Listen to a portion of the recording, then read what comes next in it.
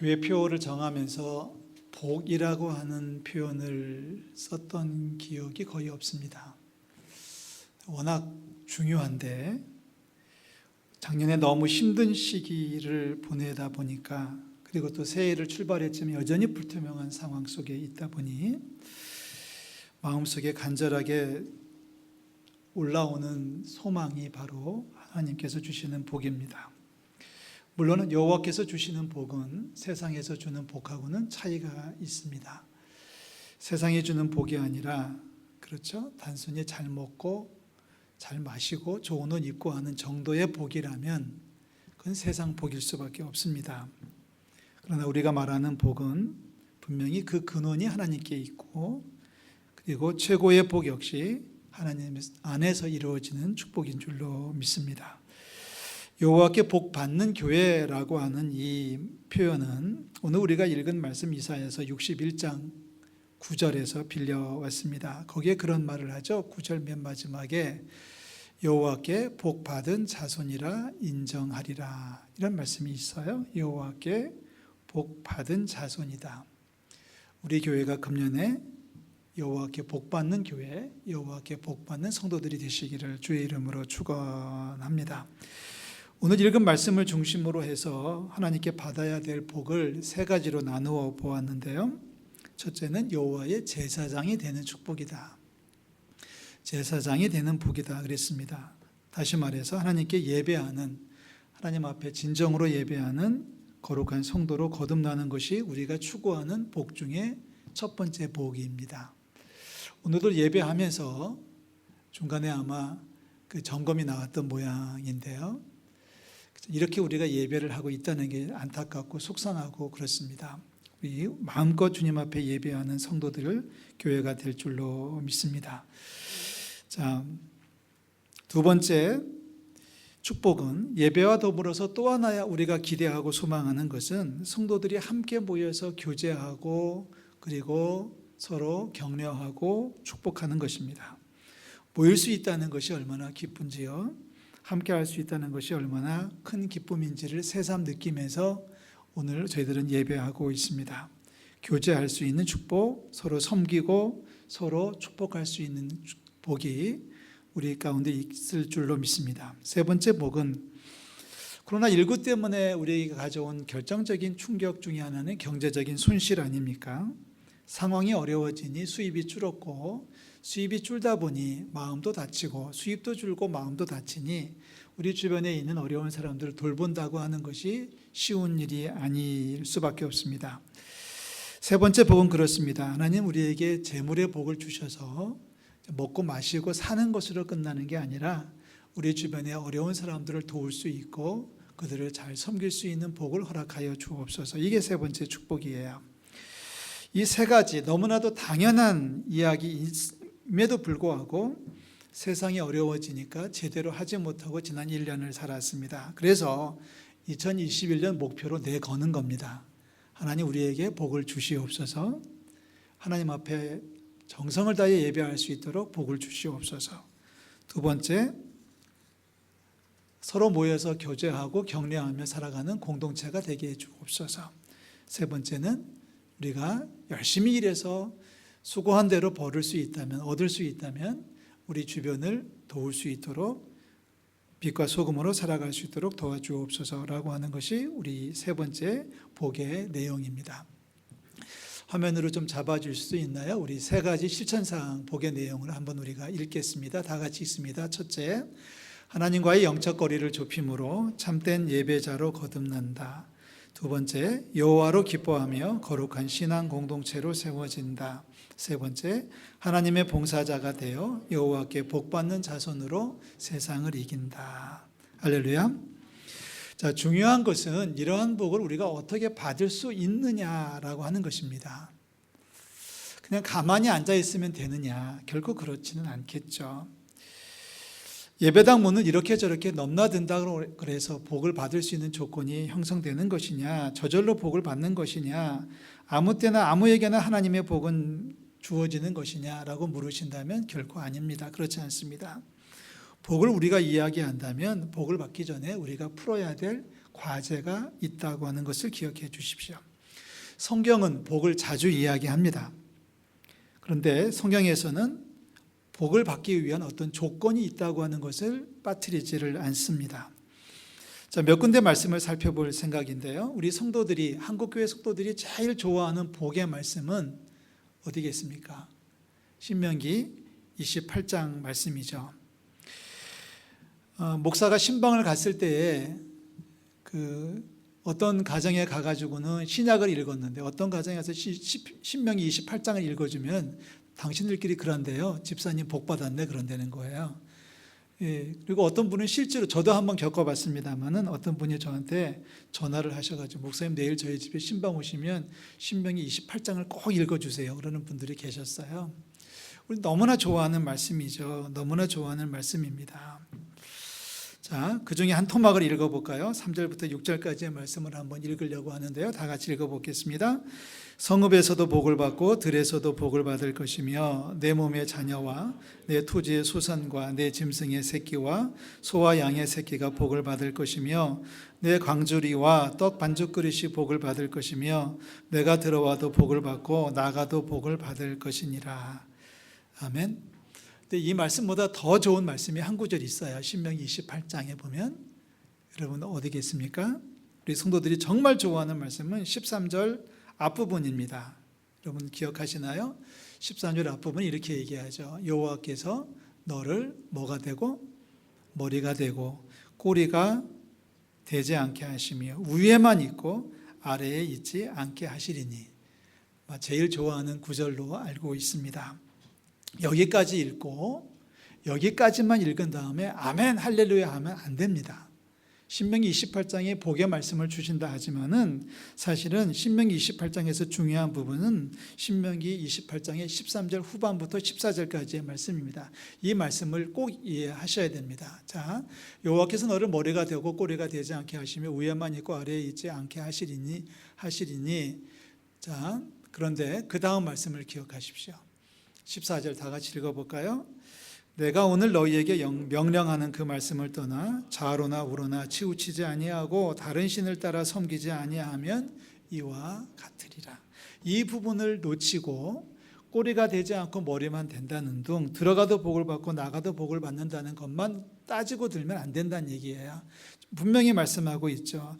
하나님의 말씀을 떠나 좌로나 우로나 치우치지 아니해야만 이런 복이 임한다는 얘기를 성경은 분명히 얘기할 수 있습니다. 28장 1절부터 사실은 조건을 달아서 말씀했던 거죠. 내가 내 하나님 여호와의 말씀을 삼가 듣고 모든 명령을 지켜 행하면 이라고 했는데요. 이 조건이 형성되지 않으면서, 그러니까 하나님 말씀대로 살지 않으면서 좌로나 우로나 치우치지 말라고 했는데 걸핏하면 오른쪽으로 치우쳤다, 걸핏하면 왼쪽으로 치우쳤다는 인생을 반복하면서 주십시오, 복만 주십시오라고 말하는 것은 억지다라는 얘기를 성경은 하고 있습니다. 사랑하는 성도 여러분, 기억하시기를 바랍니다. 복 받기를 원하십니까? 하나님의 말씀을 삼가 듣고 읽고 가까이 하시기를 주의 이름으로 축원합니다. 하나님 앞에 복을 받기를 원하십니까? 그렇다면 주님께서 하셨던 말씀들 모든 명령을 삼가 지켜 행하는 우리 모든 성도들 되시기를 주의 이름으로 부탁을 드립니다. 주의 말씀을 듣고 주의 말씀을 읽고 그리고 삼가 지킨다면 말씀하신 대로 들어가도 복을 받고 나가도 복을 받게 해 주실 줄로 믿습니다. 자, 또 하나 시편 1편을 우리가 빼놓을 수가 없죠. 시편 1편 1절을 다 기억하실 겁니다. 복 있는 사람은 이로 시작하는 이 시편 1편에서 다윗은 복의 내용을 얘기합니다. 시냇가에 심은 나무가 철을 따라 열매를 맺으며 그 잎사귀가 마르지 아니한 같으니 그가 하는 모든 일이 다 형통할 것이다 라고 축복하고 약속하고 있습니다. 그런데 시편 1편의 3절만 읽으면 안 되고요. 우리는 그 말씀 가운데 바로 앞절을 기억하셔야 되죠. 오직 여호와의 율법을 즐거워하여 그의 율법을 주야로 묵상하는 자로다. 그러니까 다시 말하면 주의 말씀을 묵상하고 즐거워하는 사람들이 복 있는 사람이다 이런 뜻이거든요. 그러면 시냇가에 심은 나무가 철을 따라 열매를 맺는 것 같다, 그런 축복을 주실 것이다 라고 했는데, 가끔씩 성도들을 보면은 복의 어떤 자격이라든지 조건은 얘기하지 않고 받을 것만 얘기하는 분들이 계셔요. 우리 금년 2021년은 복 받는 교회가 되시기를 주의 이름으로 축원합니다. 이 말씀을 다시 얘기한다면 금년 21년에는 복 받을 만한 성도들이 되시기를 주의 이름으로 축복합니다. 자, 성경 한 군데만 더 보겠습니다. 다윗 얘기를 계속하게 되는데요. 하나님께 받는 복을 이야기하면서 다윗이 아주 조목조목 구체적으로 설명하고 있는 내용이 한 군데가 있어요. 바로 시편 144편입니다. 이 말씀에서 다윗은 복의 내용을 세 가지로 나누어서 이야기를 하고 있는데요. 한번 읽어보겠습니다. 우리 아들들은 어리다가 장성한 나무 같으며 우리 딸들은 궁정의 양식대로 아름답게 다듬은 모퉁이 돌과 같으며 우리의 곳간에는 백곡이 가득하며 우리의 영은 들에서 천천과 만만으로 번성하며 우리의 수소는 무겁게 실었으며 또 우리를 침노하는 일이나 우리가 나아가 막는 일이 없으며 우리 거리에는 슬피 부르짖음이 없을진대. 자, 세 가지 복을 얘기하고 있거든요. 첫 번째 축복이 뭐냐면 자녀들이 잘 되는 복입니다. 자녀들이 잘 자라는 거죠. 장성한 나무들 아름답게 다듬어진 모퉁이들이 된다라고 다윗은 선포하고 있습니다. 우리도 마찬가지입니다. 이번에 기도 제목을 받았습니다. 지난 순구 영신 예배 때 오셨던 분들의 신년 서원 예물은 아직 정리가 안 돼서 오늘 오후에 대해서 저한테 올라올 것 같은데요. 이제 사진 파일로 저한테 전송해 주신 분들의 그 기도 제목을 받아서 지금 제 핸드폰에다가 저장을 해놓고 이제 새벽에 와서 읽고 있어요. 읽으면서 기도하고 있는데 빠지지 않는 기도 제목, 거의 모든 분들이 빠지지 않는 기도 제목이 있습니다. 그게 뭐겠어요? 우리 아들 잘 되고 우리 딸 잘 되고 우리 손주 잘 되고 라고 하는 기도를 하고 계셔. 잘하고 계신 거예요. 이게 큰 축복입니다. 나도 잘 돼야 되겠지만 내가 잘 되는 것은 나보다 우리 자녀들, 잔손들이 잘 되는 것이 큰 복 아니겠습니까? 오늘 다윗도 똑같은 얘기 하거든요. 자녀들이 잘 자라고 잘 될 줄로 믿습니다. 이 약속을 하고 있어요. 금년 1년에 우리 아이들이, 우리 자손들이 잘 자라게 잘 해줄 줄로 믿습니다. 두 번째 축복은 경제적인 축복입니다. 다윗이 그렇게 고백했어요. 곳간에 백곡이 가득하고 양은 수천 수만 마리로 번성한다고 약속했습니다. 경제적인 축복을 이야기하는 거죠. 금년 1년에 우리의 경제적 상황이 좀 더 나아지고 좀 더 넉넉해질 줄로 믿습니다. 자, 다윗이 말하는 세 번째 축복은 침노하는 자가 없을 것이다 라고 하는 축복을 얘기하고 있습니다. 침노하는 자가 없을 것이고 누가 쳐들어와서 우리가 나가서 막으려고 대항할 이유가 없을 것이다. 다시 말하면 대인관계에 있어서 틈이 벌어지지 않을 것이다 라고 약속을 했습니다. 그 누구와도 싸우거나 다툴 일이 없을 것이다. 평화롭게 살아가는 축복이 다윗이 말하는 세 번째 축복입니다. 대인관계에 있어서도 문제가 없는 평안의 축복을 누리는 2021년 되시기를 주의 이름으로 축원합니다.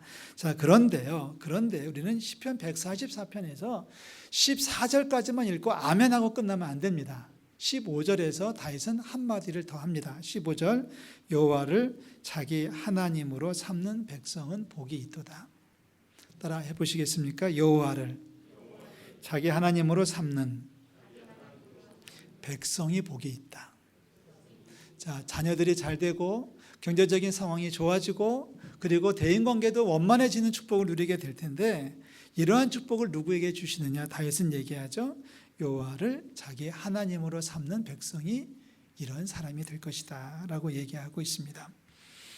다시 한번 축복합니다. 금년 1년 여호와께 복받는 성도들이 되시기를 주의 이름으로 축원합니다. 자, 지난 한 주간 동안 살면서 갑자기 룻기가 읽고 싶어져서 룻기를 한 서너 차례 읽으면서 말씀을 준비했어요. 구약성경 룻기는 한 4장에 걸쳐 있는 짧은 말씀 아닙니까? 그런데 이 룻기가 주는 교훈이 참 충격적이에요.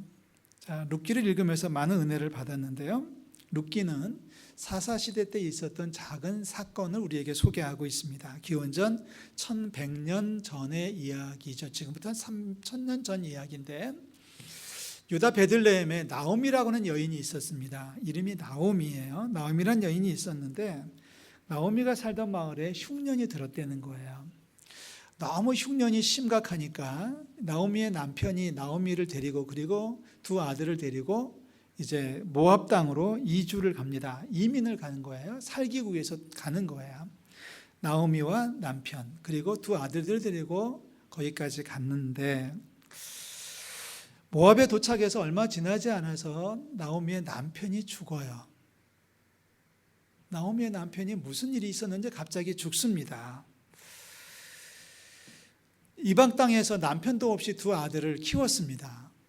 그래가지고 두 아들을 키운 나오미가 드디어 고생 끝에 두 아들을 결혼을 시켰습니다. 참 대단한 거죠. 그런데 결혼한 지 얼마 되지 않아가지고 두 아들들이 또 죽었습니다.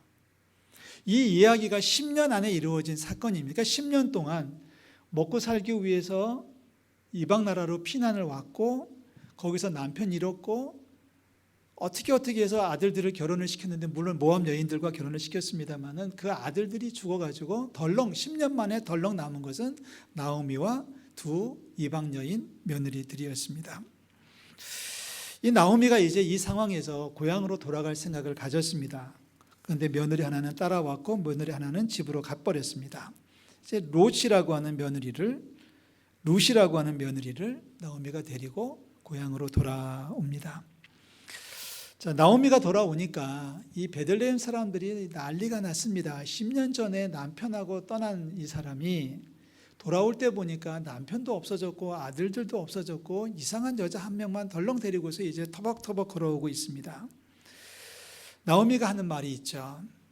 당신들 나를 나오미라고 하지 말아요. 나를 마라라고 불러주세요. 그래요. 나오미란 얘기는 기쁨, 희락이라는 뜻이에요. 마라라고 하는 것은 괴롭다는 뜻이에요. 그러니까 나오미의 이름이 나는 지금 좀 편치 않다는 얘기죠. 괴롭다는 얘기죠. 자, 그런데 이 나오미가 그들에게 하는 이 말이 충격입니다. 아니, 대단한 믿음입니다. 여러분, 룻기 1장 20절, 21절을 읽을 텐데요. 한번 꼬박꼬박 한번 잘 그 의미를 생각하면서 읽어보십시오. 자, 화면에 띄워주시면은 룻기 1장 20절, 21절입니다. 준비됐나요?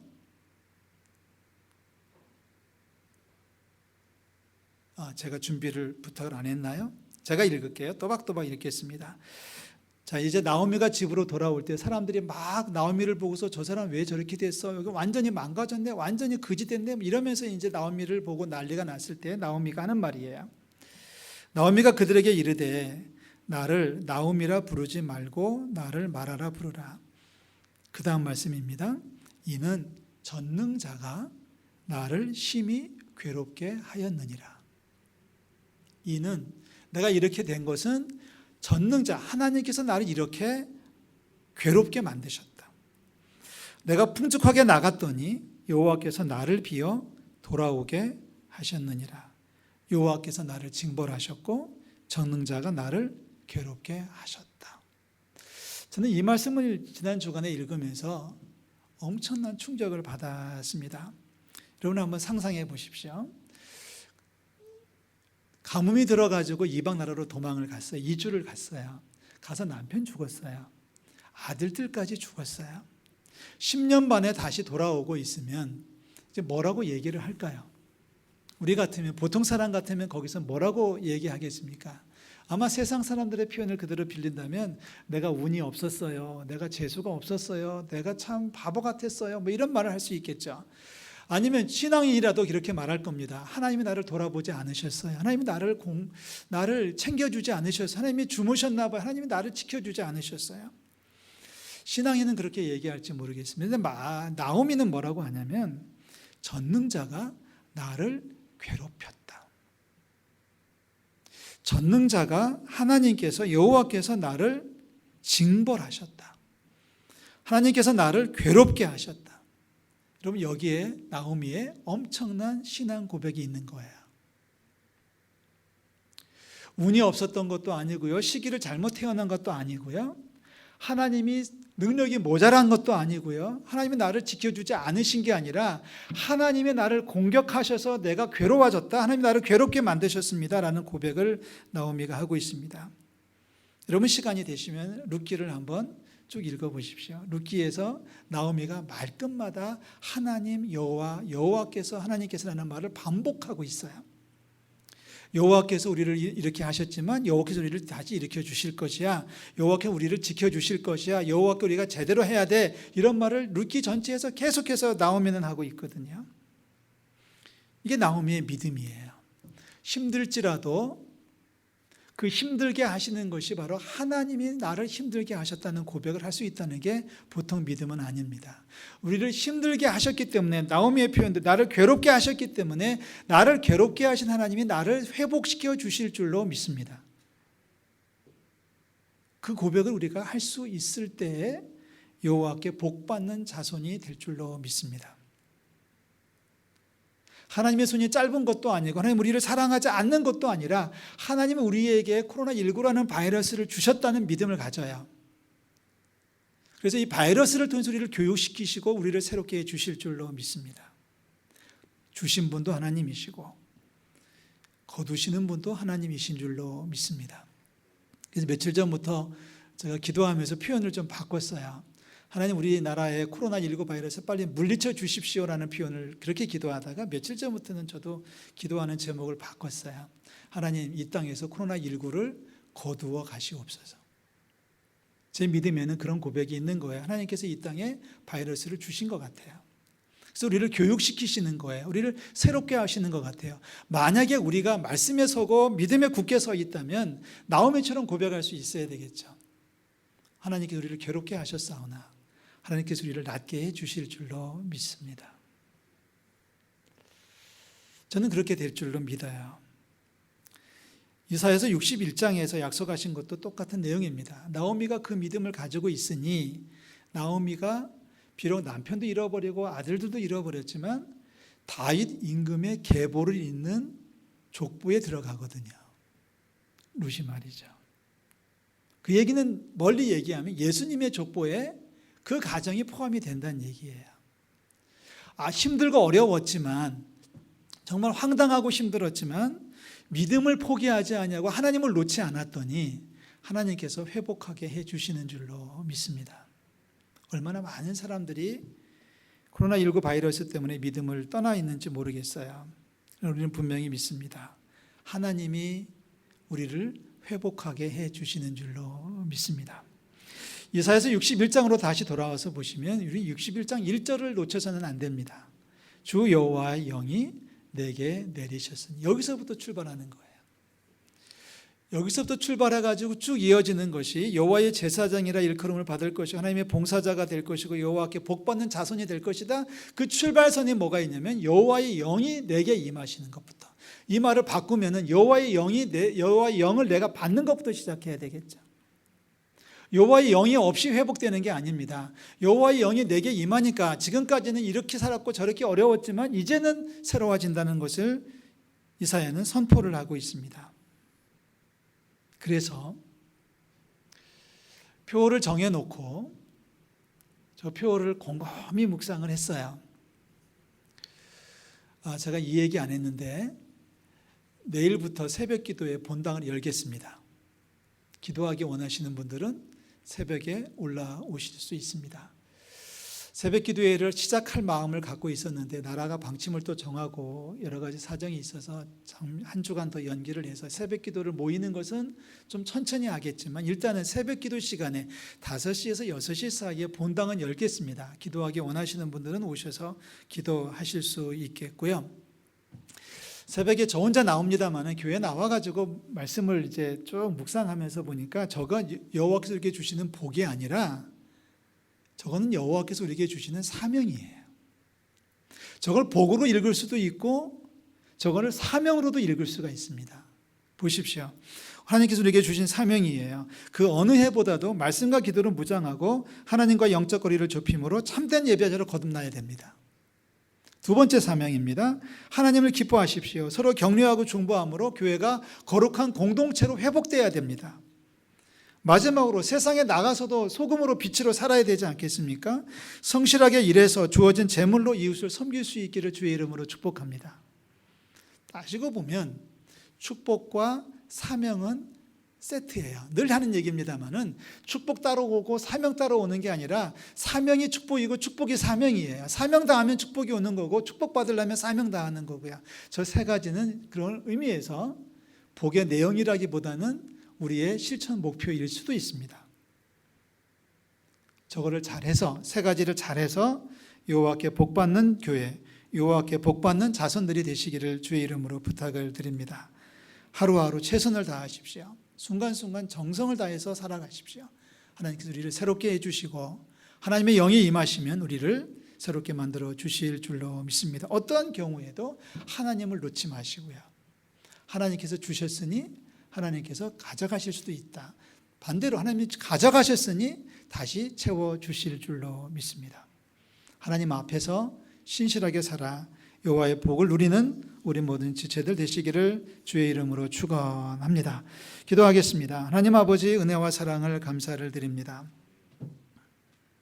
어렵다고 말하지만 더 어렵지 않은 것을 감사를 드리고 하나님 그래도 우리가 이렇게 예배할 수 있음에 감사를 드리고 하나님 아버지 예배가 어렵다고 말했지만 그래도 우리 손에 인터넷이 돌아갈 수 있음에 감사를 드리고 유튜브가 있음을 감사를 드리고 하나님 우리가 가정에서 예배할지라도 우리 예배를 받아주신 하나님으로 인해서 감사와 찬송을 올려드립니다. 하나님 이제 여호와께 복받는 백성으로 살아갈 수 있기를 원합니다. 예배에 집중할 수 있게 도와주시고 성도들을 아끼고 사랑하게 도와주시고 아니 이웃들을 아끼고 사랑하는 우리 모든 성도들 될 수 있도록 주님 역사하여 주시옵소서. 하나님 새해를 출발하는 사랑하는 성도들의 가정과 일터 위에 축복하시고 자녀들에게 하늘의 은총을 더하여 주시옵소서. 감사드리고 예수 그리스도의 이름으로 기도하옵나이다. 아멘.